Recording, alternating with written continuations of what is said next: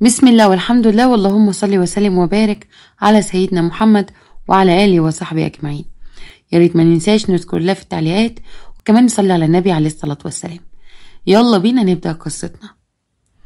ماما، أنا عاوزة مصاريف ضروري عشان خاطر الجامعة، خلاص داخل علينا اهي وأنا ما جبتش أي حاجة. اسمعي بقى لما أقولك يا رنا، أبوك يا حبيبتي ميت ما بقالوش غير كام شهر، وأنا يعني مش ساحر علشان ابقى لسه طالعه من مصاريف الثانويه العامه وادخل في مصاريف الجامعه. بالراحه يا ماما، مش كده، انا مش قاعده على بنك. يا ماما والله العظيم انا عارفه كل اللي بتقوليه ده، بس انا اعمل ايه؟ الجامعه خلاص ما فاضلش عليها غير اسبوع، وانا محتاجه حاجات كتير جدا. وبعدين الراجل اللي ماسك المحل بتاع بابا ازاي يعني مش بيجيب لك ايراد ليه؟ لا بيجيب، بس اللي بيجيبه على قد مصاريف البيت ومصاريفي وكده. مصاريفك؟ مصاريف ايه يا ماما دي؟ يا سلام، ليه وانا ماليش مصاريف ولا ايه؟ انتي عارفة ان انا في حاجات معينة بتجيلي كل شهر وما بقدرش استغنى عنها. اقولك على حاجة، استني عليا كده شوية، يمكن اعرف ادبرلك 1000 جنيه ولا حاجة. 1000 جنيه ايه يا ماما؟ بقولك داخلة الكلية ومحتاجة فلوس كتير. عموما يا ماما حاولي تشوفيلي كده حتى 4000 جنيه وانا هتصرف في الباقي. وهتتصرفي في الباقي منين؟ تجيبيه منين بقى ان شاء الله؟ اسمعي لما اقولك يا رنا، اطلعي يا بنتي من دماغي، انا اللي فيها مكفيني. دخلت رنا اوضتها وبعدها تهاني فضلت قاعده، وبعد شويه جت لها اختها البيت. دخلوا قعدوا في اوضه تهاني، وساعتها تهاني قالت: رنا بنتي طلبت مني فلوس النهارده وانا مش عارفه اعمل ايه. والله يا حبيبتي انا لو معايا ما عايزهمش عليكي ابدا، بس انت عارفه البير وغطاه. بير ايه وغطا ايه اللي انت بتقولي عليه يا سهام؟ ما انا عارفه ان رأفت جوزك على قلبه قد كده، هو بس اللي بخيل وجلده. طيب يعني برضو مش بمزاجي، المهم انت لازم تشوفي لك حل. وبعدين يعني المحل بتاعكم كويس قوي، والايراد يعني اعتقد ان هو يكفيك وزياده، ده انت مفيش غيرك انت ورنا ورضوى وبس. محل ايه يا اختي اللي انت بتقولي عليه؟ ده محل بيبيع ادوات كهربائيه، سلك وفيش وشويه لمض، مش اكتر من كده. هو انت فاكره ان هاني ده بيديني فلوس كتير؟ يا حبيبتي ده اللي جاي على قد اللي رايح. يلا الله يرحمك يا فؤاد، ما سبتلناش غير حته البيت ده والمحل اللي تحت منه، ويا ريته حتى مكفي المصاريف الاساسيه. وهي ايه بقى تهاني المصاريف الاساسيه يا حبيبتي بالنسبه لك؟ ولا تكونيش فاكره ان انا مش عارفه الطلبات اللي بتطلبيها من على النت؟ يا وليه ده انت بتطلبي كريمات للبشره وحاجات لعنايه بالبشره والشعر كل شهر بالشيء الفلاني، والاخر جايه بتشتكي بالمصاريف. طب وفري الحاجات اللي بتجيبيها دي وادي لبنتك مصاريف كليتها. انت عارفه يا سام ان موضوع الكريمات والعنايه بالبشره ده لا غنى عنه حبيبتي، احنا ربنا مدينا الجمال عشان نحافظ عليه، مش عشان نهمله ونبهدله. المهم انا هنزل اتكلم مع هاني واشوف اخره ايه، ولو مش هيعرف يدير المحل كويس نشوف حد غيره. واليوم ده بالليل عند بيت سهام كانت قاعده مع جوزها رأفت، وساعتها قال لها: رحت لاختك النهارده؟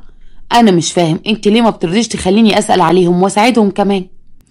اسمع بقى لما اقولك يا رأفت، انا عارفه من زمان يا اخويا انك عينك من تهاني، وانك انت تقدمت لها قبل مني، وان انت عايز اي فرصه عشان ترجع الود القديم. اتجننت يا سهام؟ ود قديم ايه اللي ارجعه؟ يا وليه انت ما تعرفيش ان حرام الجمع بين اختين ولا ايه؟ هتجوزها ازاي وانت على ذمتي؟ مش بقولك انت خلاص دماغك بقت ملوخيه على الاخر؟ انا برضه اللي دماغي بقت ملوخيه ماشي. لا يا حبيبي انا دماغي مش ملوخيه، انت اللي عايز تربط حبال الود من اول وجديد، وابتديتها بان انا ارجع اكلم اختي مش كده، ويرجع بقى في اتصال ما بيننا بحجة قال ايه جوزها ميت وما معاش غير البتين بتربيهم، لازم تقفي جنبها. وقفت جنبها لحد ما لقيتك بقى كل شوية طالع ونازل وشايل ومحمل، وانا ست برضه واقدر اعرف وافهم كل حاجة، وانت بالنسبة لي يا رأفت مش اي حاجة. وبعدين ده انا بفهمك وبفهمها كده وهي طايرة، وابص في عينيك اعرف انت عايز تقول ايه، وعينك بتقول لي تهاني كلام كتير قوي. طيب يا سام خلاص انا مش هتكلم معاكي في الموضوع ده تاني، واختك انت حرة فيها، تصبحوا على خير. دخل رأفت ينام، وساعتها سام قالت: نام يا اخويا نام. قال عايز يروح لتهاني قال ويبقى معاها على طول، اتجنن الراجل ده ولا ايه؟ ولا عايز نحط النار جنب البنزين؟ في المحل عند هاني كان قاعد قدامه رضوى وبيقول لها بحب: امتى بقى يا رضوتي تخلصي الزفته اللي اسمها الثانويه العامه دي وبعدها نتجوز على طول؟ يا سلام، وانت فاكر بقى ان انا بعد الثانويه العامه هيبقى في جواز؟ ما انت عارف ان الثانويه العامه دي في بدايه بعديها 4 سنين كليه، ولا انت مش واخد بالك؟ لا لا لا، 4 سنين كلية ايه؟ انا حبيبتي واحد تعليم على قدي، يوم ما اخد واحدة اخدها برضو تبقى زيي وتبقى على قدي. ولو كنت عرفتك قبل موضوع الثانوية العامة ده ما كنتش خليتك تدخليها ابدا، كنت هقولك اتعلمي تعليم فني عشان نبقى زي بعض يا قلبي. ايوه يا هاني، بس انا ماما مش هتقبل بالكلام ده. وعاوزه اقولك على حاجة، دي لو عرفت ان انا في بيني وبينك اي حاجة ممكن تموتني فيها. ما تزعلش مني يعني، انت في النهاية واحد بتشتغل عندنا، وكمان ظروفك صعبة قوي. وهو بقى اللي ظروفه صعبة مش من حقه يحب؟ خلاص الحب بقى من حق الناس ومش من حق الناس تانية. لا لا، ايه اللي انت بتقوله ده؟ ده انت عندي بالدنيا كلها. انا بس بتكلم عشان ماما. المهم سيب الموضوع ده لوقته. انا لسه في تانية ثانوي واختي رنا لسه في اولى كلية. اكيد ماما مش هتعمل معايا اي حاجة غير لما رنا تتجوز الاول، ورنا بقى دماغها في التعليم وكده، واكيد يعني مش هتاخد اي خطوة غير بعد 4 سنين. انت بقى في الوقت ده يا هاني تكون ظبطت دنيتك واشتغلت، ولا ايه؟ يا رضوى دنيتي ايه اللي تتظبط في 4 سنين؟ انا محتاجة عليهم 10 كمان. اولا انا واحد لسه مخلص جيش، وامي وابويا ماتوا من زمان، واخر اخت ليا متجوزة الشهر اللي فات. انا محتكمش من الدنيا دي غير على 3000 جنيه على بعض، وانت تقولي لي 4 سنين؟ ايوه بس الشقة بتاعتك موجودة. انت مش قلتلي ان اخواتك هيسيبوا لك الشقة؟ والله الكلام ده كان بالبق، الله اعلم ساحة الجد هيعملوا ايه، ولا كل واحدة هتقول لي انا عايزة حقي. خصوصا يعني ان هم اتجوزوا جوازات على قدها قوي، وممكن كل واحد فيهم جوزها يقول لها وانت تتنازلي عن حقك ليه؟ وهو لو عايز يشتري احنا ندفع له ونخلصه. اقول لك ايه، بس انا علشان اخلص الشقة هحتاج بالميت يجي 10 سنين. وشوفي بقى، عشان اوضبها واتجوز فيها انا قدامي موال طويل قوي. بس انتي مش هتتخلي عني صح ولا ايه؟ ولسه رضوى هترد اتفاجئت بامها جايه من وراها وبتقول لها بحده: ايه يا رضوى قاعده هنا ليه؟ هو انتي مش كنتي قلتيلي انك هتنزلي السنتر عشان تشوفي الدروس بتاعت السنه الجديده؟ بتعملي ايه في المحل هنا؟ ابدا يا ماما، استنى قلت اعدي اسلم على هاني واشوف المحل فيه ايه. لا يا اختي ما تعملهاش تاني، هاني في النهايه شاب وانتي ما ينفعش تقعدي معاه هنا، فاهمه ولا لا؟ الناس تقول علينا ايه. يلا روحي شوفي انت هتعملي ايه، ويا ريت ما اشوفش القعده دي تاني. مشيت رضوى وساعتها هاني قالت لهاني: ايه يا هاني حكايتك انت ورضوى؟ حكايه ايه بس يا ست الكل؟ مفيش حكايه ولا روايه، انسه رضوى زي اختي الصغيره. بالظبط كده، انا عاوزاها تبقى اختك الصغيره مش اكتر من كده يا هاني، فاهمني؟ اه طبعا فاهم، حاضر. المهم انا كنت جاي اقول لك ان ايراد المحل مش حلو خالص. فؤاد الله يرحمه كان بيدخل اكتر من كده. يا ست الكل الحاج فؤاد الله يرحمه كان مالي المحل بضاعه، وكان بيجيب بضاعه بالاجل، وساعات كان بيجيب بضاعه كتيره قوي من ايراد المحل. يعني الصنايعي او الكهربائي لما كان بيجي كان بياخد طلباته كلها من هنا على بعضها. لكن من يوم ما مات انا ما بجيبش البضاعه دي. وما بتجيبهاش ليه بقى ان شاء الله؟ يا ستي تهاني، هو انت مش قلتي لي ما تجيبش بضاعه بالاجل؟ انا ما بحبش نظام كل شويه ادفع جزء ده. مش ده كان كلامك ليا وانا نفذت الكلام، وزي ما انت شايفه المحل ما فيهوش بضاعه علشان الرجل تبقى عليه. احنا محتاجين بضاعه وبضاعه كتيره كمان. طب والعمل يا هاني؟ انا ما بقتش عارفه اصرف على البنات. رنا السنه دي اولى كليه وطالبه مني فلوس كتير. بصي، هو ما فيش حل غير ان انت تشوفي حد من اصحاب الحاج فؤاد يسلفك مبلغ نقوم بيه المحل، ونبقى نسدده له على فترات. يعني انت عايز نشحت على اخر الزمن يا هاني؟ لا لا، تشحتي ايه؟ الحاج فؤاد الله يرحمه كان بيعمل كده لما كان بيتزنق قوي، كان بيروح للحاج حمدي عبد العظيم وبياخد منه مبلغ ويسدده على فترات. ما هو يبقى صاحبه جامد، وهم يعني بيشيلوا بعض في الحاجات اللي زي دي. طيب وانت تعرف الراجل ده المحل بتاعه فين؟ ايوه طبعا، انا هكتب لك العنوان وتاخدي تاكس وتروحي لحد المعرض بتاعه، وهو دايما بيكون هناك. ولو ما لقيتيهوش اكيد هتلاقيه في ورشة الخشب، وبرضه هكتب لك عنوانها، هي مش بعيدة عن المعرض بتاعه. اخدت تهاني العنوان من هاني وراحت على المعرض. اول لما دخلت سألت على الحاج حمدي عبد العظيم، وصنايعي من اللي شغالين في المعرض وداها لحد مكتبه. واول لما دخلت كانت مبهورة من المكتب، وقالت له: ازيك يا حاج حمدي؟ اظن حضرتك فاكرني. ايوه طبعا، انت الست ام رنا مرات الحاج فؤاد الله يرحمه. والله المعرض كله نور. منور بيك يا حاج حمدي. انا عارفه انك مستغرب مجيتي دلوقتي دي. لا ده انت تشرفي في اي وقت. المهم قوليلي تشربي ايه الاول؟ لا ابدا، انا مش عايزه اشرب اي حاجه، انا بس كنت جايه لك عشان طلب كده. وامريني عينيا ليك يا ست الكل. بصراحه كده انا كنت محتاجه مبلغ عشان اجيب بضاعه للمحل. المحل فاضي قوي، وانت عارف فؤاد الله يرحمه ميت بقاله حوالي 10 شهور، والمصاريف زادت علينا ومصاريف البنات، فكنت محتاج يعني انك تديني مبلغ واسددهولك على دفعات.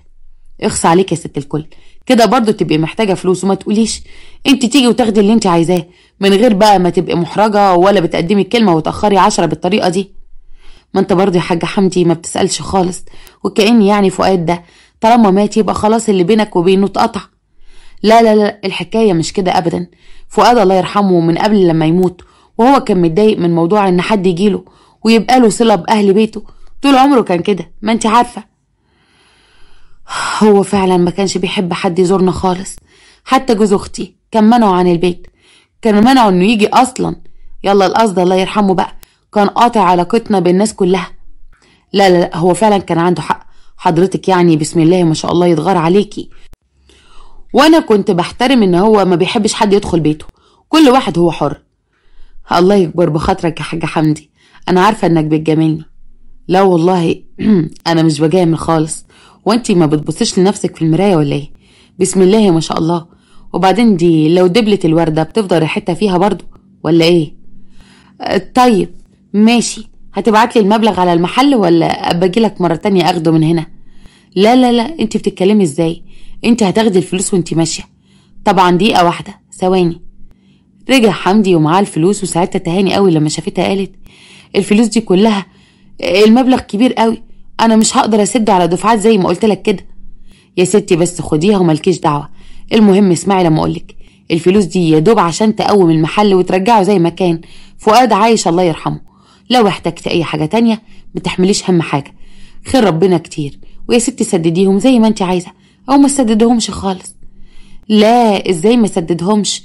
انا هسددهم، بس انا يعني هسددهم على فترات. وبعدين انت فاكر يعني ان انا ممكن اكل فلوسك برضو يا حاجة حمدي؟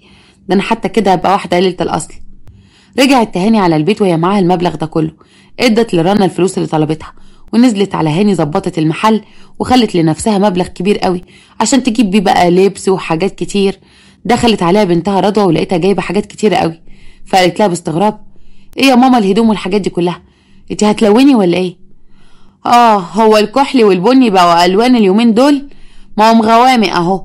وبعدين بصراحة كده انا زهقت من الاسود ده، ابوكي ميت بقاله اكتر من 10 شهور، هفضل بقى لابسالي الاسود ده كله العمر كله؟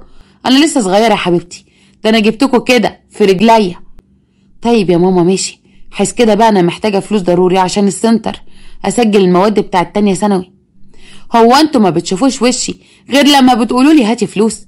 ولا انت بقى يا ست رضوى عشان شفتيني جايبه شويه حاجات قلت لما اخد منها واهبر لي هبره منها؟ طالما انت معاكي فلوس بقى هتبخلي علينا ليه؟ ولسه تهاني هترد لقت رنا بنتها داخله وتقولها يا ماما خالتي سهام بره وعايزاكي. طب ما تخليها تدخل. معرفش، هي دخلت وقعدت قدام التلفزيون، تقريبا المسلسل الهندي اللي بتتابعه شغال دلوقتي. يا دي الهندي، المره الجايه هلاقيها داخله عليا بفيل. يلا القصد انا خارجالها. ساعتها تهاني لبست بيجامه جديده من اللي جايباهم، وكان لونها احمر وشكلها كده زي بتاعه العرايس اللي لسه متجوزين، وخرجت على اختها. وساعتها سهام قالت بصدمه ايه اللي انت لابساه ده يا تهاني؟ حلوه مش كده؟ لا مش حلوه يا تهاني، لما يبقى جوزك لسه ميت ما بقالوش كام شهر وانت لابسه لي بيجامه حمراء يبقى مش حلو. يو بقى وانا هدفن نفسي معاه بالحياه ولا ايه؟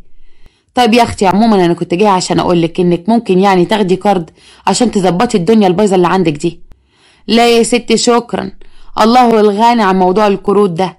انا رحت واستلفت من الحاج حمدي عبد العظيم صاحب فؤاد الله يرحمه، واداني مبلغ كويس قوي وقال لي سدديه على مهلك. الراجل ذوق بشكل يا بنتي يا سهام، ولا المعرض بتاعه شكله ايه؟ راجل مليان قوي. طب ما توطدي العلاقات ما بينك وما بينه. قصدك يعني ان انا موضوع السلفة دي ما تنتهيش وتبقى في ما بيننا فلوس رايحة وجاية وكده؟ انا قصدي برضو ان هي تبقى رايحة وجاية ما بينكم ويبقى في كلام كده، يمكن يحصل ان الراجل ده يتجوزك. يتجوزني ازاي بس يا سهام وهي مراته هتقبل بحاجة زي دي؟ والله المفروض ان هو راجل ومعلم كبير، واللي بيبقى كده يا حبيبتي صعب مراته تمشي كلمتها عليه. انت كل المطلوب منك انك تزودي في جرعات الدلع شوية وجرعات الحنية شويتين، الحاجات اللي بتوقع الرجالة دي، وانا متأكدة وواثقة انه مش هياخد في ايدك غلوة. ايوه بس البنات يعني يا حبيبتي البنات مصيرهم هيتجوزوا وانت هتفضلي لوحدك، ساعتها هتبقي محتاجة وجود راجل في حياتك. عندك حق يا بنت سهام، انا لازم احط النقط على الحروف مع البنات في الموضوع ده، بس لما اتاكد من حمدي الاول. وعلى سفرة جميلة كان قاعد الحاج حمدي عبد العظيم هو ومراته وولاده، وساعتها سامية مراته قالت: شوفي يا اختي البيت بقى، انت يا بنتي اللي لسه ما طلعتيش من البيضة عايزة تليفون من اللي بيدخل على النت، وعايزة بقى تدخلي على النت تعملي ايه؟ هي مين دي يا ماما اللي ما طلعتش من البيضة؟ ده انا دلوقتي عندي 18 سنة يا حبيبتي، والسنة الجاية هبقى في اولى كلية، يعني بلاش موضوع البيضة والطاسة ده، مش لايق يا قلبي. والله اللي هيحل الموضوع ده بقى هو بابا. بابا يا بابا. ايه يا حبيبي، في حاجة ولا ايه؟ خير يا خالد؟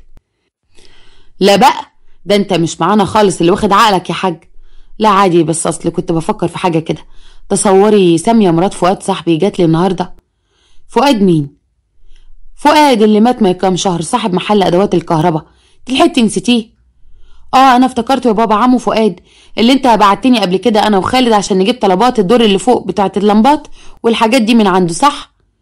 بنتك طلعت انصح منك يا سامية. ايوه يعني، وانت سرحان قوي كده ليه في الست دي؟ هي فيها حاجة؟ لا ما فيهاش حاجة، انا بس كنت مستغرب ان هي جت النهارده. المهم سيبك من الحوار ده، كنتوا بتتكلموا في ايه؟ كنت بتكلم ان انا عايزه اجيب تليفون من اللي بيدخل على النت يا بابا، بدل التليفون ابو زراير ده. بقى انا نهى بنت حمدي عبد العظيم اكبر تاجر خشب وموبيليا اشيل تليفون بزراير؟ طب دي تيجي بذمتك؟ بقول لك ايه، التليفونات اليومين دول بتبوظ البنات، وانا بقى مش عاوز بناتي حد يتجرأ ويعمل معاهم حاجه مش ولا بد.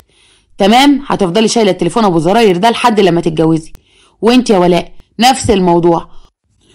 وبعدين انا مشيلكوا تليفونات عشان لو خرجتوا واتاخرتوا اعرف اجيبكوا.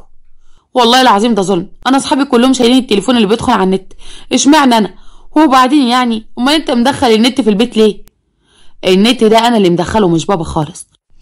وبعدين انت مالك بيه اصلا؟ وانت يا بابا عندك حق، البنات دي ما تشيلش تليفونات ولا تدخل على النت. ماشي يا سي خالد، اما نشوف اخر كليه التجاره اللي انت داخلها لنا دي ايه بالظبط. اخرتها هي يا اختي، اخرتها هيمسك تجاره ابوه ويبقى حاجه تشرف، مش كده برضو يا خلوده يا حبيبي؟ طبعا يا قلبي، امال ايه؟ وانا اقدر برضه ازعلك ولا ازعل ابويا؟ طب كفايه بقى حب وغراميات وكملوا اكلكم، عشان انا لازم انزل المعرض، في 2 انتريه عايزين يتسلموا. بيخلص حمدي الغدا وبينزل على شغله، بيمر حوالي اسبوع وبيتفاجئ حمدي ان تهاني جايه له المعرض، لكن المره دي بقى مش لابسه اسود، لابسه حاجات هي مش فواتح لكن برضه بتدل على ان هي مقبله على الحياه. وخلاص يعني جوزها الله يرحمه دخلت عليه وقالت له بضلع مصطنع: ازيك يا حاج حمدي؟ انا جيت على حسب اتفاقنا لما قلت لك هسدد لك المبلغ على دفعات.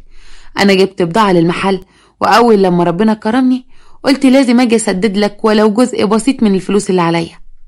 هو احنا لسه جبنا حتى اول الشهر؟ انت واخده الفلوس من اسبوع بس. عموما انا مش هاخد منك الفلوس دلوقتي يا ستي، خليها بس. وانا قلت لك حاجه؟ لا ما ينفعش، عشان تاني مره لما اتزنق اجيلك على طول، انما لو ما خدتهاش دلوقتي مش هقدر اجيلك تاني بعد كده. طب قولي لي يا مدام تهاني، هو انت ممكن يعني لو ينفع؟ ايه يا حاج حمدي بتقطع في الكلام اللي عندك كده ليه؟ ما تقول على طول. بصراحه كده انا من اول مره شفتك فيها وانا كنت حابب يعني لو ما عندكيش مانع ان احنا نرتبط.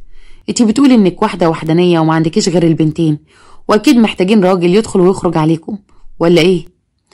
ايه ده يا حاج حمدي، انت فاجئتني بصراحه. معقوله تبقى انت بتفكر يعني انك تتجوزني؟ انا كده اتفاجئت.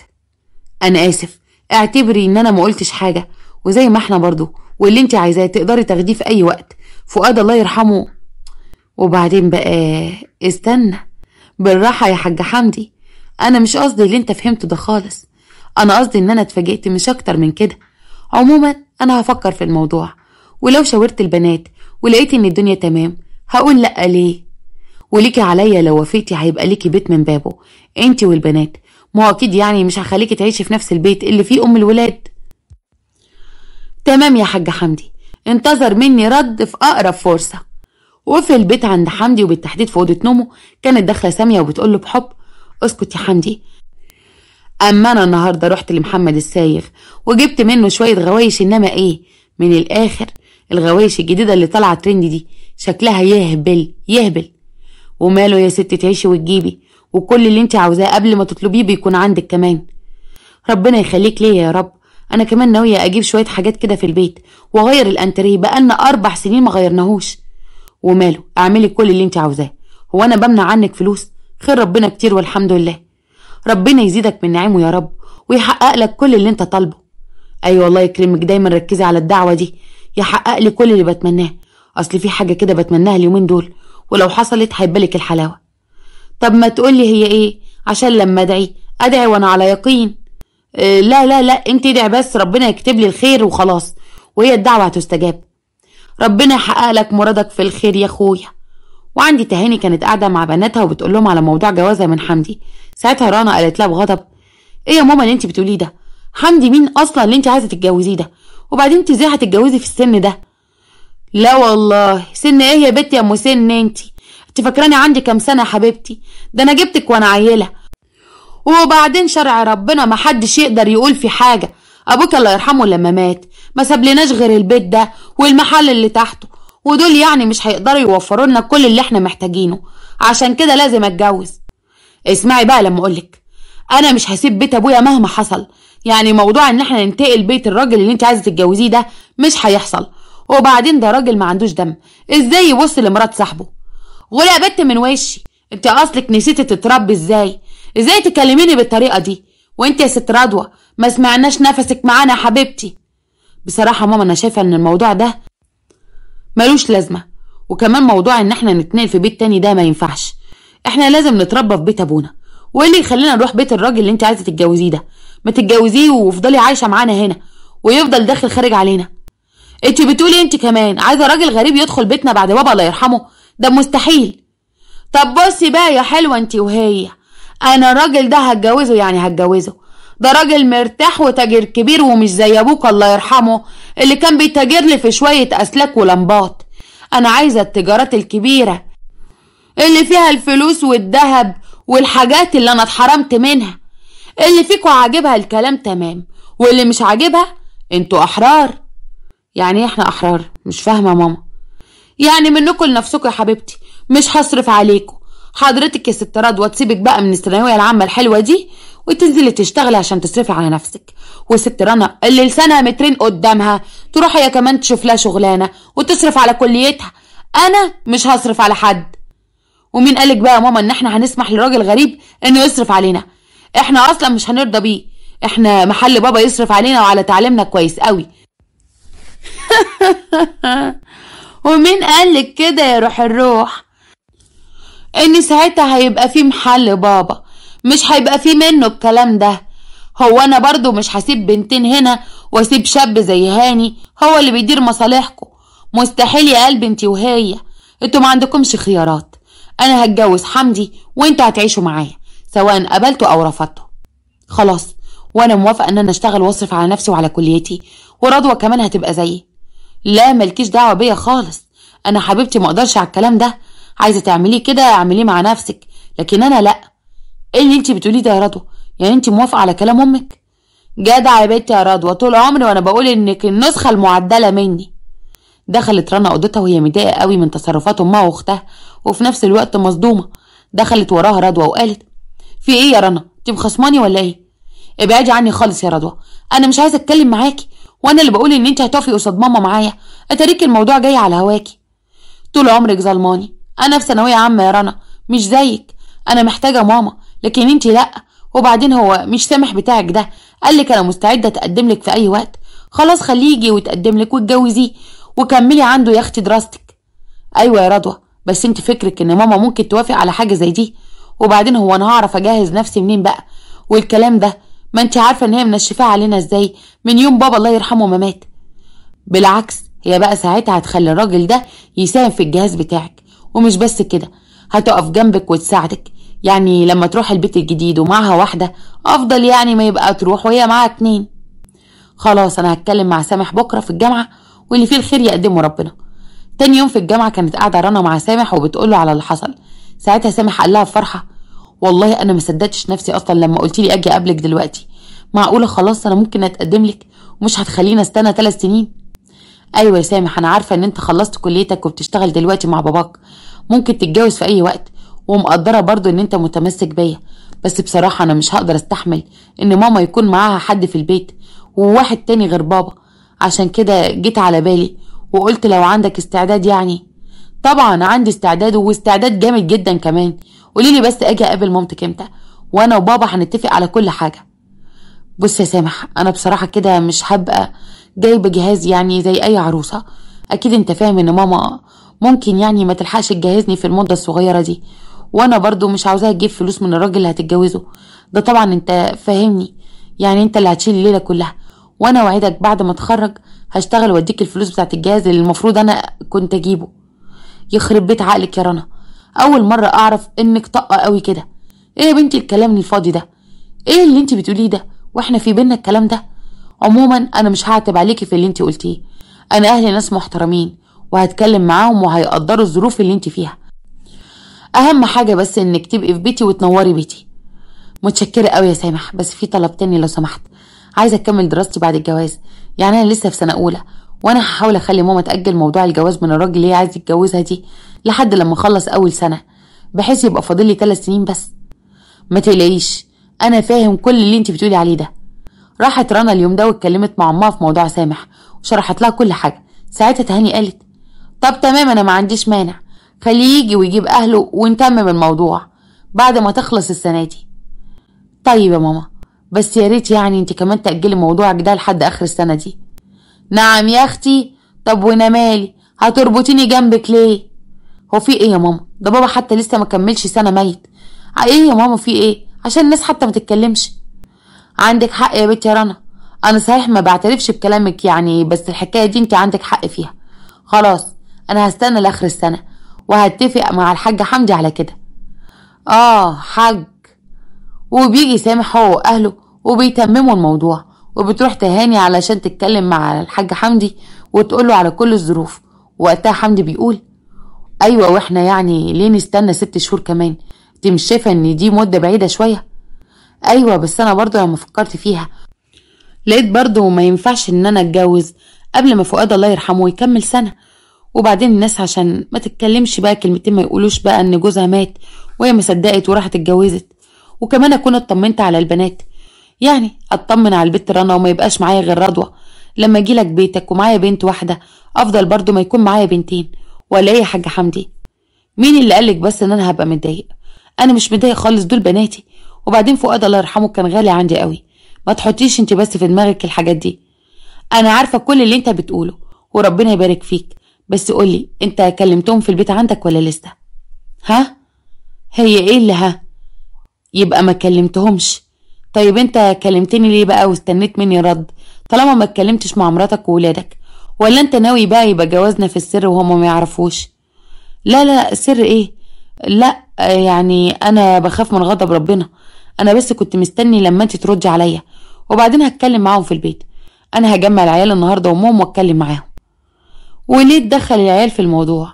اتكلم مع امهم بس، ولو لقيتها مثلا متضايقه ولا اتخانقت معاك يبقى دخل العيال. وانت بتعمل حاجه غلط، انت بتطلب شرع ربنا.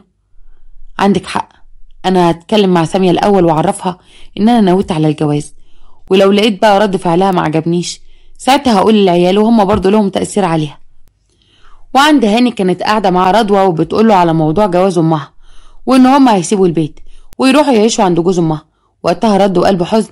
يعني ايه يا رضوى؟ خلاص كده مش هعرف اشوفك تاني؟ خلاص يا حب العمر اللي بينا انتهى ولا ايه؟ لا لا لا، ايه اللي انت بتقوله ده؟ انتهى ايه بس؟ مفيش الكلام ده. بس انت عارف انا ما اقدرش اقف قصاد ماما، ورنا اختي عملتها علشان سامح اللي انا كنت قايله لك عنه قبل كده، وعرفتك انه مستعد يتقدم لها في اي وقت عشان جاهز بقى. وانا يعني اللي مش جاهز؟ كتر خيرك. هو ده اللي انت بتقولهولي؟ ما تهدى بقى يا هاني، مالك عامل زي اللي على راسه بضحك ده ليه؟ هي دي ظروفه، مش معنى ان انت ما عندكش حاجه او ان انت ظروفك ضيقه يبقى انت وحش. انا قلبي ما اختارش حد غيرك. المهم انا مش عاوزاك تقلق من موضوع ماما خالص. ده هي هتتجوز وهتلاقيني كل يوم والتاني نطلق عندك هنا، على الاقل هنعرف نقعد براحتنا. انما لو فضلنا هنا مش هعرف ولا اجيلك ولا اروح معاك ولا اقعد حتى معاك. يعني هتفضل فاتحه المحل عادي؟ طبعا يا ابني، هي ماما عمرها تقفل حاجه بتجيب فلوس؟ عموما انا مش هسيبك ابدا وهفضل معاك لاخر العمر. وبعدين احنا لسه قدامنا هنا لحد اخر السنه، لحد لما رنا تتجوز وكده. وفي البيت عند حمدي قرر انه يتكلم مع سامية، لكن طلب منها انه يقعدوا مع بعض. قعدت صفا كده في اوضتهم، وبعد شوية حنية ودلع اتفاجئت سامية بان حمدي بيقول لها انت عارفة ان الشرع محلل 4. يا راجل، هو انت ما بتعرفش تقول كلمتين حلوين على بعض غير لما تهزر هزارك التقيل ده؟ لا، انا بس بفكرك بكلام ربنا، علشان يعني قبل ما اقولك اي حاجة تبقي عارفة ان انا ما بعملش حاجة غلط. كلام ربنا فوق دماغي طبعا من فوق، لكن ايه اللي دخل الشرع ومحللك بالكلام اللي انت بتقوله؟ في ايه يا حاج؟ في ايه؟ ها؟ احنا قاعدين قاعدة حلوة اهو، ايه اللي حصل؟ بدون مقدمات كده، اصل انا بصراحة عايزة اتجوز، بس انا اللي هتجوزها دي هتبقى... انت اتجننت يا راجل انت؟ انت اتجننت؟ اما انت لو مجنون قولي ونوديك السرايا الصفر عادي. ده انا حتى سمعت ان المجانين اليومين دول قالوا شوية. انت ما خليتنيش حتى اكمل كلامي ليه؟ وبعدين انا مش حاسبك على قلة الادب اللي انت قلتيها دي، عشان متوقع رد فعل واحدة جوزها بيقول لها الكلام ده ايه. لكن انا كنت هكمل واقولك ان انا مش هتجوزها عشان خاطر الجواز، بس انا هتجوزها عشان صعبت عليا.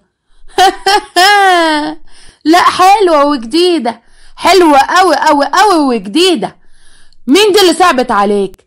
طول عمرك يا حبيبي وانت جديد كده وبتاع كل الجديد. انت عايز تقول ايه يا راجل انت؟ انك هتتجوز عشان خاطر واحدة صعبت عليك؟ والله هو اللي بيصعب عليك بتديله حسنة، مش بتديله قسيم الجواز. لا، اصلها بتربي في ايتام وظروفها صعبة، وانت عارفة بقى كلام الناس، وانا لو ساعدتها من وقت للتاني ممكن يفهمونا غلط. فانا قلت يعني لو اتجوزتها محدش هيقدر يتكلم علينا. وبعدين يعني انت فكراها يا صغيرة؟ ابدا، دي من سنك تقريبا. وطالما من سني عايز تتجوزها ليه؟ اقولك هي مين؟ هي دي الست اللي كنا عمالين نتكلم عليها يوم ما بنتك طلبت التليفون بتاع النت، صح؟ ممكن، بس هو يعني ممكن معقولة يا سامية هتمنعيني عن عمل الخير؟ ده خير. لا يا حمدي، ده مش خير، ده شر. ومش انا سامية بنت المعلم ماهر الفكهاني اللي كان احسن فكهاني في مصر القديمة كلها جوزها يتجوز عليها؟ انا مش هقبل ابدا بده. يا سامية بلاش كلامك ده، محدش هيقف معاكي لو قلت يا طلاق. احنا ملناش غير بعض يا بنت الناس.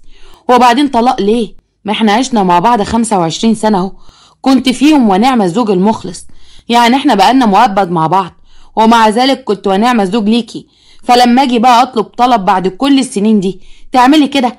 امال بقى لو كنت عملت كده في اول سنة ولا سنتين جواز يا سامية، اوعي تنسي ان اجمل ايام شبابك انا اللي وريتها لك. ما انت جاي دلوقتي بتقولي على عيشتك معايا ان هي كانت مؤبد، اصلها كانت في سجن. ماشي يا حمدي، انا مش هطلب طلاق وانت اعمل اللي انت عاوزه، بس عايزه اقولك على حاجه، كده كده انت هتبقى بتظلمني. لا لا لا لا، ربنا ما يجيبش ابدا ظلم ابدا. معقوله انت برضو بتظن فيا كده؟ تمر الايام وبتتجوز رنا، وفي وقت كتب الكتاب كانت العيله كلها متجمعه. يوم الفرح وقتها المأذون قال اين وكيل العروس؟ تهاني اللي قالت بفخر الحاج حمدي عبد العظيم طبعا هو وكيلها. ماما لو سمحتي، انا يا شيخ وكيلي هيبقى عمي الحاج عبد الحميد. يعني ايه عمك عبد الحميد؟ ده حيالله يبقى ابن خالة ابوكي. معقولة هيبقى اقرب لك من ماما؟ هيبقى اقرب لي منه. ولو سمحت يا حضرة المأذون، يا ريت تنتظر لحد لما يجي، انا اكدت عليه وهو قال لي ان هو جاي في السكة. كان حمدي واقف وهو محرج قوي، وخد بعضه ومشي من المكان اللي بيتكتب فيه الكتاب. راحت وراه تهاني، وساعتها سامح قال ما تتضايقيش خالص من اي حاجة يا رنا، اوعي تخلي حاجة تضيع اللحظة الجميلة دي. انا مش عارفة عمي عبد الحميد ما جاش ليه، انا مأكدة عليه. اهو جه اهو. جه عبد الحميد وكتبوا الكتاب، وتمت الفرحة، وتم الفرح على خير. لما روحت تهاني كانت هي كمان بقى فرحانة، ولكن مش علشان بنتها، خلاص هي هتتجوز حمدي. واللي لقت منه اتصال وهو بيقول لها بزعل هو ايه اللي حصل في كتب الكتاب ده يا تهاني؟ انتي ما قلتليش يعني ان بنتك مش حابة الموضوع ده خالص؟ ابدا، انا اتفاجئت من رد فعلها ده زيك بالظبط. ده عبد الحميد ده ما سألش علينا حتى من يوم ما ابوها مات، ازاي تفتكروا وتخليه هو وكيلها؟ حقك عليا يا حمدي، ما تزعلش.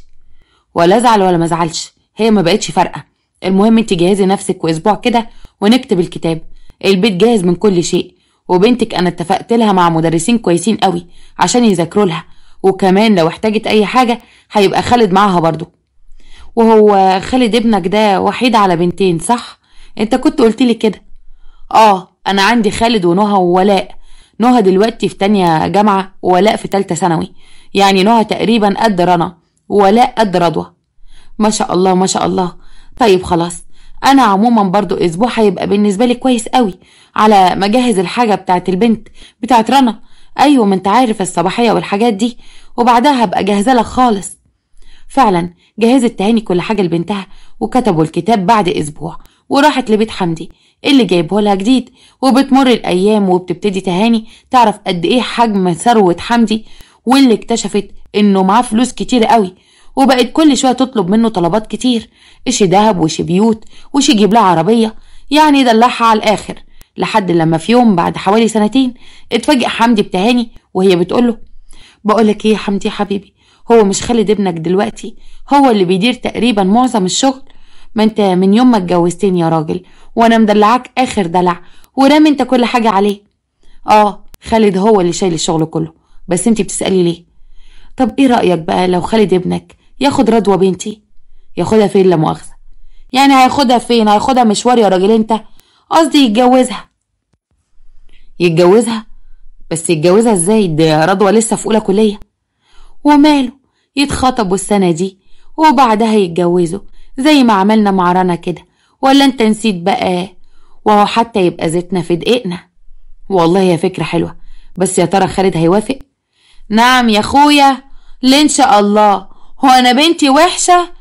اوعى تكون فاكرة عشان انا اللي بقولك الكلام ده يبقى انا بنتي وحشة ولا خايفة تقعد جنبي. لا يا حبيبي، ده انا بنتي زي فلقة القمر ويتمناها احسن الناس. انا اللي قلت بلاش البت تطلع بره. ايوه حبيبتي، بس انا برضو زي ما قلتلك مش عارف الواد هيقول ايه، لازم اخد رأيه، خصوصا يعني انه ما شافش رضوى 2-3 على بعض. لو كان على قد كده ماشي، احنا ممكن نخليهم يقعدوا مع بعض 1 و2 و3، والبت رضوى دي حلوة ونخشة، واكيد هتعرف تخلي ابنك يحبها ويموت فيها كمان. طيب خلاص، انا مش هجيبها له كده خبط لزق، يعني يجي مرة يتغدى معايا هنا، يعدي عليا نقعد شوية عشان ما يحسش انه جاي وهو مجبر. طيب بلاش كلامك ده، اصلي بزعل على فكرة، وانا كمان لسه ما اتكلمتش مع البت رضوى. طب خلاص، ما تتكلميش معاها وخليها تتعامل معاه بطبيعتها، وهو برضو جاي ومش عارف اي حاجة، خلينا كده زي ما بيقولوا نظبطهم مع بعض من غير ما يعرفوا. تمام، وانا موافقة. وعندي سامية كانت قاعدة، دخلت عليها بنتها نهى المطبخ وقالت لها: يا ماما معتز كلمني وقال لي ان احنا لازم نتفق على اوضة السفرة، بابا ما ادالكيش فلوس؟ تعالي كده قربي وشوفي انا بطبخ ايه. انا بطبخ مسقعة يا حبيبتي، نعمة ربنا وكل حاجة، بس انتي عارفة ان العدس والمسقعة والكشري بقوا وجبات اساسية عندنا في البيت.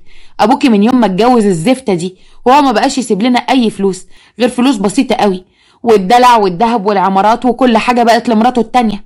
لما يجي بقى بتكلمي معاه في موضوع اوضة السفرة ده. يا ماما انا مخطوبة بقالي سنة، والمفروض كنت اتجوز من 3 شهور، ومعتز ما بيتكلمش مع ان شقته خالصة وكل حاجته فيها، تقريبا انا اللي فاضل لي حاجات كتيرة يا ماما. اسمعي بقى لما اقولك يا نهى، انت تتكلمي مع ابوكي وهو يعمل اللي يعمله.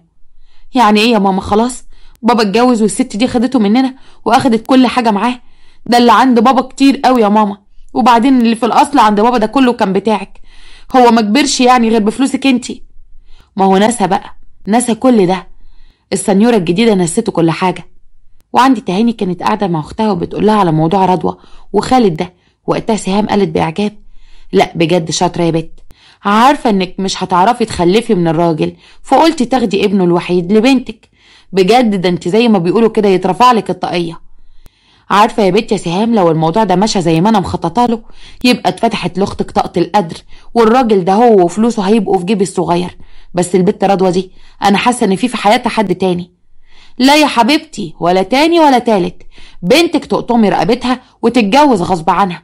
هو مين يا حبيبتي عندنا في العيلة قالت تاخد ده وما تاخدش ده؟ احنا كلنا اتجبرنا على جوازاتنا، ولا انت نسيتي انت كمان تجبريها؟ عندك حق، ما انا مش هضيع ده كله عشان خاطر ده لعبانات مايس. بعد يومين عند تهاني كان قاعد خالد عند ابوه بيشرب الشاي معاه زي ما قاله، كانت موجودة كمان رضوى، والاتنين كانوا مش واخدين بالهم من بعض خالص، لحد لما تهاني قالت لحمدي: بقولك ايه يا حاج حمدي يا اخويا، تعالى عايزة اوريك حاجة كده جوه. ايوه بس انا قاعد مع خالد، في ايه؟ تعالى بس عاوزاك في كلمتين، تعالى تعالى. دخلوا الاتنين جوه، لكن ولا خالد اتكلم ولا رضوى اتكلمت. الاتنين كل واحد فيهم فضل حاطط عينه في التليفون وخلاص. وبعد شوية خرجت تهاني هي وحمدي ولقوا القعدة زي ما سابوها. وقتها حمدي قال: ايه يا خالد، وانا من ساعة لما سبتك كنت قاعد على التليفون يا ابني ولا ايه؟ ما اتكلمتش مع رضوى؟ معلش يا انسة رضوى، كنت بتابع حاجات في البورصة بتاعة الخشب وعشان كده ما خدتش بالي خالص. وانا كمان والله كنت بتكلم عن النت انا واصحابي، معلش بقى. واليوم ده طبعا رضوى وخالد ما خدوش بالهم من بعض خالص، ولا حصل بينهم ايه ولا ما حصلش بينهم ايه، ولا حصل اي انجذاب من اللي هما كانوا بيدوروا عليه. وقتها اليوم ده بعد ما مشى خالد اخدت تهاني حمدي على اوضتهم وقالت له: اسمع لما اقولك يا حمدي، انت تقول لابنك انه لازم يتجوز رضوى، العيال واضح كده ان مش واخدين بالهم من بعض خالص، فمش هتيجي بقى الحكايه غير ان احنا نجوزهم لبعض. بس انا يعني قلقان من خالد، ازاي هقوله لازم تتجوز رضوى؟ شايفها كده ان هي مش طبيعيه. هو ايه يا راجل اللي مش طبيعيه؟ طبيعيه وطبيعيه قوي كمان. ايه عايز تفضل مستني وحاطط لي ايدك على خدك لحد لما ابنك واحده تلف عليه وتاخده منك ويبقى ساعتها ابن مراته مش ابنك انت خالص؟ لكن رضوى بنتي في النهايه اكيد يعني مش هتاخد منك الولا. عندك حق يا تهاني، انا ازاي فاتت عليا دي؟ خلاص انا هتكلم معاه. وتاني يوم حمدي كان في الورشه ومسك ابنه واتكلم معاه في موضوع رضوى. ولما عرض عليه الموضوع خالد قال بحده: لا يا بابا، انت بتتكلم ازاي؟ انا رضوى دي انا ما اعرفهاش اصلا، ازاي هتجوزها؟ اسمع بقى لما اقولك يا خالد، انا ما بحبش اللي يناقشني في اي قرار باخده، فعشان كده لازم تتجوز رضوى. اصل انت لو ما اتجوزتهاش هتلاقي مني حاجه ما تعجبكش. يعني ايه يا بابا؟ علاقتي بيك بقت مرهونه بجوازتي من بنت مراتك؟ ولو ما وافقتش اعتبر نفسك مالكش اب اصلا. مشى حمدي وسببنه في صدمته. ساعتها خالد راح لامه وكان موجود في الوقت ده اخواته نهى وولاء، ولما حكى لهم على اللي حصل سامية قالت بسخرية: طبعا ما عايزة تبقى كل حاجة ملك ايديها، بس العيب مش فيها، العيب على اللي مسلم لها دقنه. بالعكس، جوازة ابنك من البت دي هي اللي هتحللنا كل مشاكلنا. قصدك ايه يا نهى؟ قصدي اللي فهمته يا خالد، مرات ابوك دي خدت من ابوك كل حاجة، شقانا وتعبنا. بقى معقولة ابوك يوصل لمرحلة انه ما يرضاش يكمل جهازي؟ لا وكمان منشفها علينا في فلوس البيت والاكل والشرب، وده كله بسبب العقربة اللي اتجوزها دي. فاكرة يا ماما لما الولية دي جاتلك الشهر اللي فات وفضلت تشخلل بايديها وتقولك الله يبارك له الحاج غير لي دهبي كله؟ كان قصدها ايه بالكلام ده غير ان هي تحرق دمك؟ انا يومها كنت عايزة اجيبها من شعرها واحطها تحت رجلي، بس خفت ابوكي وقتها يعمل لنا حكاية.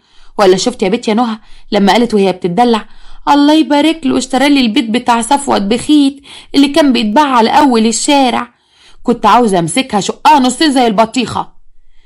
ايوه انا برضو ما فهمتش ايه المصلحة اللي هتجيلنا لما اتجوزها. انا اقولك، اولا انت هتشرط ان البنت دي تعيش معانا هنا، يعني اوعى توافق ان هي تبقى مع امها في نفس البيت، لازم تيجي تعيش هنا في وسطنا، واحنا بقى هنحرق دمها بس من تحت لتحت، مرة نرخم عليها ومرة نقول ما حصلش، مرة نضايقها وانت من ناحية تانية تطلع على جتتها البلا الازرق. لا يا ابني، لا تزر وزرة وزر اخرى، اتجوزها وعيشوا مع بعض بما يرضي الله، ولو شفت منها الطيب بدلها باللي اطيب منه، وانا حقي متأكدة ان ربنا هيجيبهولي، انا فوضت امري لله. عندك حق يا ماما، بس برضو اتجوزها يا خالد، ساعتها كفاية ان هي هتسيب امها وهتفضل هي لوحدها، دي لوحدها تضايقها، والعيلة والعزوة هيبقوا هنا عند امنا احنا، هي برضو دي حاجة تحرق دمها وتخليها تشد في شعرها كمان. اذا كان كده ماشي، مرات ابني ما ينفعش تسيبني ولازم ابني يفضل معايا في نفس البيت. تمام يا جماعة، انا هتقدم لها رسمي، وطبعا يا ماما انت لازم تيجي معايا، انت المفروض يعني في الظاهر ما فيش خلاف بينك وبينها، بس هي بتيجي كل يوم والتاني وترميلك كلمتين بايخين، لكن برضو ما فيش خلاف. تمام يا خالد، هاجي معاك وانت بتطلب ايديها. وفعلا قرر خالد انه يتقدم لرضوى، وحمدي عرف تهاني علشان تبقى مجهزة كل حاجة يومها. بعدها بشوية دخلت على أوضة رضوى واللي كانت وقتها ماسكة التليفون. أمها أول ما شافت كده راحت زقاها ومقعداها وقالت لها: هو إيه بقى إن شاء الله مفيش في حياتنا غير التليفون؟ يلا قومي يا بنت البسي حاجة حلوة كده عشان في ناس جايين لنا. ناس مين دول؟ عريس يا رضوى، عريس وجايلك. ومين اللي قالك إن أنا عايزة أتجوز يا ماما؟ ثم أنا لسه في أولى كلية، اللي يخليني أتجوز دلوقتي؟ اسمعي بقى لما أقولك، ومن الآخر كده العريس اللي جاي ده مش عريس عادي، لازم الموضوع يتم سواء قبلتي يا حبيبتي او رفضتي الموضوع، فهمتي ولا لا؟ الموضوع لازم يتم. هو مين بقى العريس اللي انت مصرة عليه قوي كده؟ بدون مقدمات يا حبيبتي، خالد ابن حمدي. نعم، خالد ابن مين؟ لا طبعا انا مش موافقة. انت عايزاني اتجوزه ليه؟ هو انت مش مكفيكي اللي انت اخدتيه من الراجل ده؟ انت ايه ده؟ انت ما بتفوتيش شهرين الا لما بيكون جايب لك حاجة، اما عربية اما بيت اما دهب. ما بيصرفش ربع المصاريف دي في بيته التاني. كل ده ومش مكفيك يا ماما؟ لا مش مكفيني، ومش هيكفيني غير لما الاقي فلوس حمدي كلها تحت امري. وبعدين يا حبيبتي، انا اللي خدته من حمدي ده نقطة في بحر اللي عنده. انا مش عاوزة مراته الاولانية دي تاخد من خيره حتى حتة قد كده. ويلا زي ما قلتلك، مش عاوزين يا اختي نحرق بنزين كتير. قومي البسي حاجة كويسة كده عشان الناس جاية. واياكي ثم اياكي تعملي حركة ما تعجبنيش يا رضوى، وانت عارفة انا ممكن اعمل ايه. ساعتها رضوى خافت قوي من تهديد امها، قامت لبست واستنت لحد لما حمدي جه هو وولاده، وساعتها قروا الفاتحة. قعدت رضوى هي وخالد، وكانت امها منبهة عليها ان ما تعملش حركة كده ولا كده. فتمت قراية الفاتحة، وتاني يوم رضوى جريت على هاني وقالت له بدموع: الحقني يا هاني، الحقني، انا اتقرت فتحتي امبارح. نعم يا اختي، اتقرت ايه؟ ودي اتعملت ازاي بقى ان شاء الله؟ ما انا كنت بكلمك امبارح على الواتساب، ما جبتليش سيرة. ولا هي بقى الفاتحة دي اتقرت لوحدها كده؟ ما تظلمنيش يا هاني، صدقني انا اتفاجئت بالموضوع زيك لما كنت بتكلم معاك امبارح على الواتساب وقلت لك اقفل دلوقتي عشان ماما دخلت. بعدها اتفاجئت بكل ده بيحصل، وهي ما سابتنيش ولا دقيقة واحدة عشان اشرح لك اللي فيها. اعملي حسابك الجوازة دي مش هتتم، انا مش هسيبك ابدا. انت بتتكلم ازاي يا هاني؟ ده انت روحي، انا مخنوقة قوي من امبارح ومش عارفة اتصرف ازاي. ما تقلقيش يا رضوى، انا عمري ما هسيبك ابدا. انت حظي وانا حظك. وفعلا بتمر الايام ويبتدي خالد يجهز شقته ويوضب كل حاجة، وكمان رضوى تهاني بقت بتجيب لها احسن الحاجات. طبعا نوع كانت بتشوف الحاجات دي وهي متضايقة وحزينة قوي. وقتها قربت منها امها وقالت بعد ما خدتها على جنب والناس بتطلع العزال: تعالي يا حبيبتي، انا هنزل انا وانتي النهارده واجيب لك كل حاجه ناقصاكي، ومن احسن الماركات واحسن الحاجات، وكمان هيبقى احسن من اللي انت شايفاه طالع قدامك ده. ولاني شفت نظره الحزن والكسره دي في عينيكي، الله في سماه ما هتباتي لو كل حاجه احسن حاجه تبقى عندك. هتعملي ايه يا ماما؟ هتكلم مع حمدي واقول له ان لو ما تممش جهازك كل اليومين دول وعلى احسن ما يكون، انا مش هحضر الفرح ومش هبارك الجوازه، وهو بقى وقتها هيلم الدور على الاخر. فعلا راحت ساميه واتكلمت مع جوزها وقالت له بتحدي: اسمع بقى لما اقول لك يا حمدي، انت ما تجيبش لبنت مراتك الجهاز والحاجات اللي انا شايفاها طالعه في شقه ابنك دي وتستخسر في جهاز بنتك. انا عايزه دلوقتي 400,000 جنيه، يا اما والله ما هحضر الفرح ولا ابارك الجوازه دي واخربها على دماغ الكل. لا لا لا، وعلى ايه؟ الفلوس هتبقى عندك والنهارده. الفلوس تجيني النهارده يا حمدي عشان ما تلاقيش حاجه ما تعجبكش. واليوم ده حمدي لم الدور على الاخر ودفع لساميه الفلوس اللي هي عايزاها، وهي كمان جابت لبنتها كل اللي نفسها فيه وبزياده كمان. وتمت جوازه خالد هو ورضوى، وبعدها بمده بسيطه تمت جوازه نهى هي كمان. وفي الوقت ده ولاء كانت اتخطبت لبني ادم محترم قوي وهو مروان. بتمر الايام وبتعدي حوالي 3 سنين. يومها كان راجع خالد من الشغل ومقرر بقى ان هو يدي هديه حلوه قوي كده بمناسبه ان هي اخيرا خلصت الكليه. فدخل من باب الشقه وفتحه بالراحه عشان ما يبوظش المفاجاه. ولسه هيفتح باب اوضه النوم سمعها وهي بتقول: والله يا حبيبي، انا وانا بولد احمد الصغير كنت هموت، كنت خايفه قوي. ما انت لو كنت جنبي وكنت شفته اول لما اتولد كنت هتحس بيا. معلش بقى يا حبيبتي، اول لما قمتي بالسلامه جبتيه وجيتي. المهم قربي الكاميرا كده عليه شويه، عايزه اشوفه. وكمان قوليلي، لميس لسه حرارتها مرتفعه؟ لا الحمد لله، لميس بقت كويسه قوي. والله يا هاني اول ما بفضى والاقي وقت ان انا اعرف اجيبهم لك يا حبيبي تشوفهم بجيبهم لك على طول، لكن انت عارف انا مش في حكم نفسي. طيب يا جميل، خلي بالك من العيال دول ولادنا يا حبيبتي، وما ينفعش تهملي فيهم كده، واوعي تخلي الزفت اللي انت متجوزاه ده يعملهم وحش. يعملهم وحش ايه؟ اسكت اسكت، انت متعرفش حاجه، ده حاططهم في عينين الاتنين من جوه. وقتها خالد حس انه مش مستوعب اي حاجه من اللي سمعها. طب ده يعمل ايه دلوقتي؟ وكان حرفيا مخه واقف عن التفكير وما حسش بنفسه غير وهو نازل عند امه، اللي اول لما فتحت له الباب اتصدمت من منظره. خدته في حضنها وهو فضل يعيط وهي مش فاهمه حاجه. حاولت تتكلم معاه اكتر من مرة، لكن ما كانش بيعمل حاجة غير ان هو يبكي وبس. وقتها كانت نهى بايته عندهم لان جوزها كان مسافر.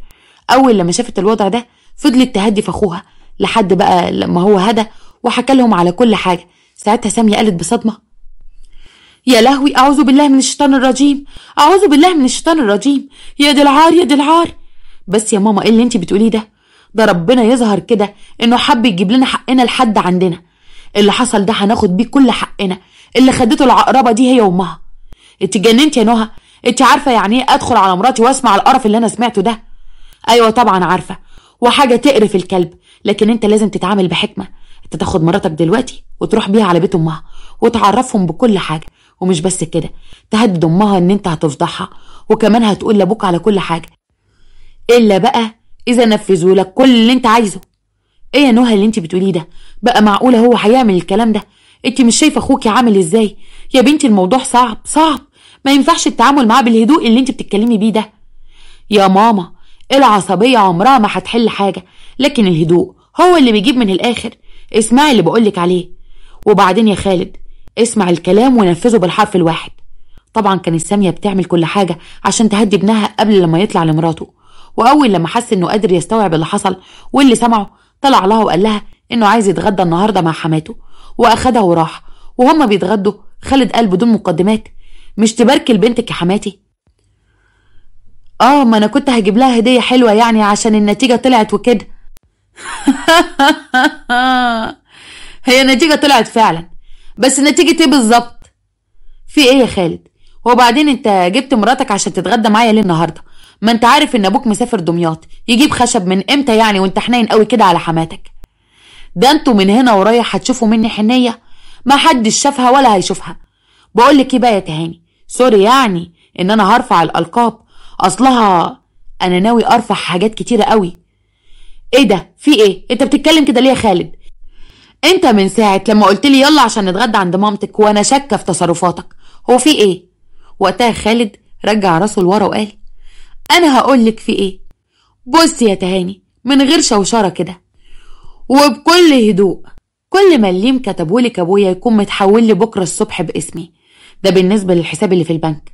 اما بقى بالنسبة لل3 بيوت اللي جابهم لك وعلبة الذهب اللي هتقع من كتر الذهب اللي فيها، دول اللي يلزموني. وبرضه حلال عليك يا ستي المصاريف اللي صرفها عليكي، انت برضه كنت في النهاية مراته. اما بقى زوجتي العزيزة فانا هاخد منها ورقة تبريني من كل شيء ليها عندي. نعم، وايه كمان يا حبيبي؟ ولا انت امك سامية بعتك بحبيتين جراءة عشان تقولك الكلمتين دول؟ اسمع لما اقولك. لا، ده انت اللي تسمعي، انا مش هسمع.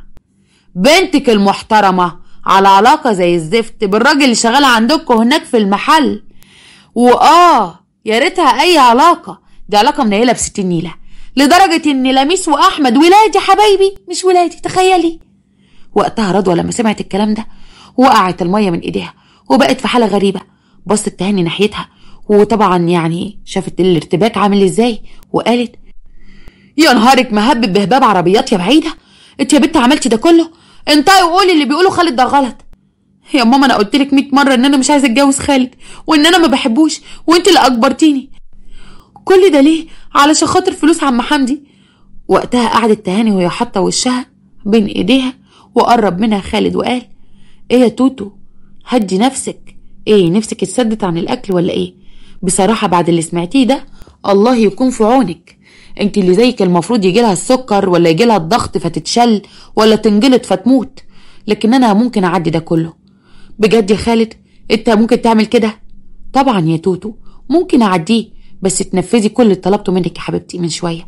كل حاجة كتبها لك ابوكي ترجع لي بيع وشراء، والفلوس تتحول باسمي، والذهب كمان يا توتو يلزمني بالفواتير بتاعته، عشان لو عملتي حركة كده ولا كده اعرف اتكلم معاكي. احنا هنروح دلوقتي للسايغ وتبيعي له الذهب كله، والذهب كله بالفواتير. تمام كده يا توتو؟ ايوه يا خالد، بس انت كده مش هتخلي حيلتي حاجة. اخصى عليك يا توتو، لا بجد اخصى عليك، انت فاكراني قلب حجر؟ مش كفاية يا قلب المصاريف اللي انت خدتيها منه، وكفاية الفلوس اللي انت بتتمتعي بيها، وبعدين هو سكوتي ده هيبقى ببلاش برضو؟ انت واحدة بتعرف تقدر كل حاجة، لازم سكوتي ده يتقدر برضو. طيب ولو ابوك سألني هقول له ايه؟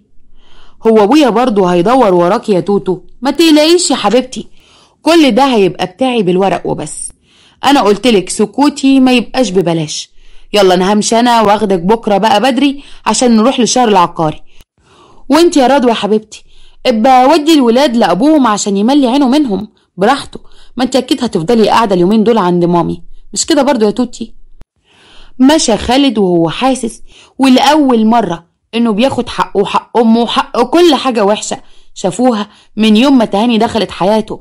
اما بقى عند تهاني فكانت ماسكة في رضوى وفين يوجعك، لدرجة ان هي عملت لها علامات زرقاء كتير في جسمها وقالت لها بغضب: كان يوم اسود يوم ما خلفتك، كان يوم مهبب يوم ما جوزتك لخالد، بقى انت يطلع منك ده كله ومع مين؟ مع هاني اللي شغال عندنا يا معفنه يا مقشفه.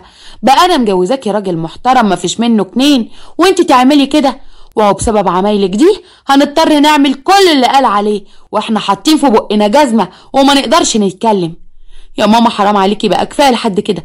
انا مش عارفه اصلا اللي اسمه خالد ده ما عندوش ولا دم ولا كرامه ولا رجوله، ازاي يسمع حاجه زي كده ويكمل عادي؟ انتي ليكي عين تتكلمي، احمدي ربنا ان هي جت على قد كده، والراجل هيربي عيال مش عياله، كتر خيره. هو حد بيعمل كده في الزمان ده؟ اتخمدي يا اختي، خشي اوضتك غوري في 60 داهيه، انا مش عايزه اشوف وشك خالص. وفعلا تاني يوم راح خالد هو وتهاني واتنازلت عن كل حاجه جابها لها حمدي طول السنين اللي فاتت دي في الشهر العقاري. ومش بس كده، بعد ما خلصوا في الشهر العقاري اخدها وراح على السايغ وقدروا الذهب بتاعها، وساعتها اتكتبت فاتوره بالذهب كله باسم خالد برضه، وكده يبقى خالد نفض مرات ابوه من كل حاجه هي وبنتها. وجي بقى ميعاد الضربه القاضيه، واول لما رجع ابوه من سفريه دمياط قعد معاه هو وامه وقال له على كل اللي حصل. ساعتها حمدي قال بصدمه: ايه القرف ده يا ولاد اللذينه؟ بقى معقوله البت رضوى يطلع منها ده كله؟ تخيل بقى ان دي تربيه مراتك المصونه، بقى معقوله يا حمدي دي واحده تامنها على نفسك بعد ده كله؟ قصدك ايه يا ساميه؟ انت تطلقها يا بابا. انا هطلق رضوى دي من غير ما اعمل لها فضايح، ده اكراما بس لانها دخلت بيتي في يوم من الايام، لكن طبعا مش هديها خيط في ابره. وانت كمان تهاني دي ما بقاش حيلتها حاجه، فتطلقها وتسيبها. انت طبعا يا خالد الحاجات اللي خدتها من تهاني دي هترجعها لي تاني مش كده؟ لا يا بابا مش كده، الحاجات دي من حق ماما وحق السنين اللي وقفت جنبك فيها. ولا انت ناسي ان هي اللي ساعدتك في الاول، وان لولا فلوس ورثها ما كنتش قدرت تكبر ولا تكبر التجارة بتاعتك كده؟ عندك حق يا ابني، انا مش عايزه اشوف وش الناس دي تاني، عشان كده انا هطلقها غيابي، وانت كمان طلق مراتك غيابي، خلينا نبعد عنهم وننضف بقى من القرف ده. لا يا بابا، انت حبيبي هتطلقها غيابي، لكن انا مش هعمل كده خالص. انا هروح واطلقها قدام امها وهطردها كمان من البيت، ما هو مش بيتها دلوقتي، وهرجعهم لبيتهم القديم. وفعلا خالد عمل كده وطرد تهاني هي ورضوى من البيت ده، ورجعوا على البيت القديم الصغير والدكانه الصغيره بتاعه الكهرباء، وكانوا في حاله حزن وحسره كبيره قوي. يومها جالهم هاني وقال: اسمعي بقى لما اقولك يا ست تهاني، احنا دلوقتي ملناش غير بعض، انا هتجوز رضوى واعيش وسط ولادي بقى. انت اتجننت يا بني ادم انت بقى؟ انت بعد ما كنا بقولك ايه، ما تسيبك من الكلام ده كله، انا هتجوز رضوى واعيش مع العيال وكل حاجه هتبقى في ايديا، والا بقى هقول للناس كلها هنا في المنطقه على اللي حصل. لم الدور انت وبنتك عشان نعرف نعيش مع بعض في سلام. اتجوزت فعلا رضوى هي وهاني، وساب هاني شقتهم القديمه دي خالص وعاش مع رضوى هي وامها، وابتدى بقى ان هو اللي يتحكم في كل حاجه في البيت وفي المحل.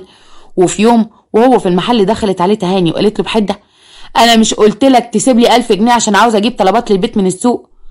هاني ساعتها كان قاعد ومنشكح قوي وحاطط رجل على رجل وبيشرب شيشه، فقال: 1000 جنيه ليه؟ حد قالك عليا ان انا بطبع الفلوس؟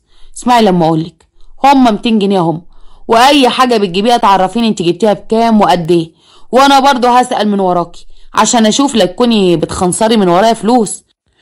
ما هو الواحد برضو لازم يحط عينه في وسط راسه ويعد صوابعه بعد ما يسلم عليكم. انت اتجننت يا بتاع انت ناسي يا ولا ان انت بتشتغل عندنا؟ لو كنت ناسي افكرك، انا هاخد الفلوس اللي انا عايزاها ودلوقتي، وانت مش هتقدر تعمل حاجه.